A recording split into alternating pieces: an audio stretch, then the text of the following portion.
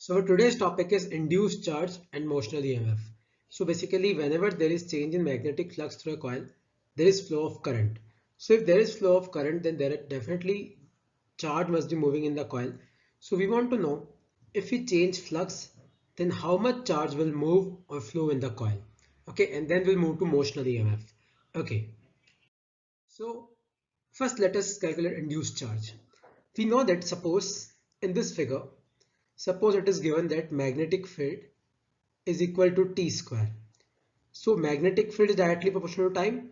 So flux will be directly proportional to magnetic field, which is directly proportional to time. So with increase in time, B will increase, flux will increase.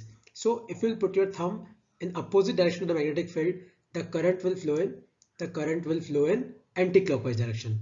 So current will flow like this. So if you'll see, there is movement of charge. There will be movement of charge. So how much charge movement will be there? So EMF is basically minus d phi by dt, and by Ohm's law E equal to IR, where R is resistance, I is current, and I we can put dq by dt. So dt and dt will cancel out. So minus d phi b equal to dq into R. So dq will be equal to change in flux divided by resistance. So how much charge will flow in the coil will depend on change in magnetic flux and resistance of the coil.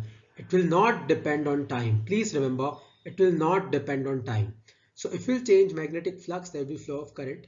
If there is flow of current, then charge will move. And how much charge will move? It is given by change in magnetic flux divided by resistance, where R is resistance. Please remember this formula. It's very important.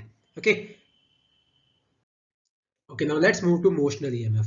So what is motional EMF?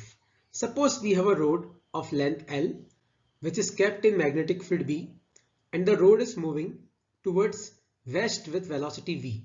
So suppose if rod is moving, then if you will see the magnetic flux through this area, which area? A, B, C, D. So if rod will move in that direction, then the area enclosed will decrease and the flux will decrease. So current will flow. So when the rod will move, if you see this area will decrease. So there will be flow of current, or there will be induced EMF. So flux is basically NBA cos theta. So number of turns will take 1. Magnetic field B, area will be L into X, because this length is L and this will be X. So it will be L into X. Cos theta will take 1. Okay. So EMF is basically minus d phi by dt. So B and L are constant, and differentiation of X will be dx by dt.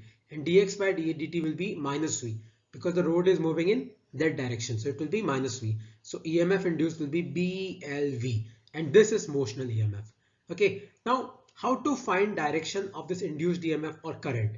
So it can be found out using this formula V cross B. In the next numerical, I'll tell you how to calculate V cross B. Okay. So suppose we have the same figure. We have a rod moving with 2 meter per second. Length is 10 meter. Magnetic field is 20 Tesla.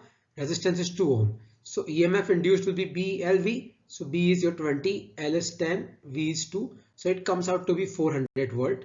And current will be E by R, that is 200 ampere. But how will the current flow? V cross B. If you'll see, the rod is moving in this direction. So I kept magnetic field is inwards. So minus K cap. So I cross minus K will be J. So current will flow in J cap, means current will flow in this direction. So from B to A, current will flow. Okay. Okay. Now this is a very important concept, that if any two of B, L and V are parallel to each other, then induced EMF in the rod will be zero. Remember, if any two or all three are parallel to each other. Suppose B and L are parallel, EMF will be 0. L and V are parallel, EMF will be 0. B and V are parallel, EMF will be 0. So if any two of B, L and V are parallel, then induced EMF will be 0. Suppose in this figure we have a coil A, B, C, D, and this coil is moving with velocity V in magnetic field B. Now if we'll see, for AB, L is this side and V is also this side. So for AB, L will be parallel to V, so EMF will be 0. Similarly for CD, L is parallel to V, so EMF will be 0. So EMF will be induced in AD and BC only, and their value will be BLV, BLV. Now it's your assignment to find out the direction of EMF induced in both BC and AD. Okay. Okay, now in this figure, Suppose this is Earth and this is magnetic field due to Earth.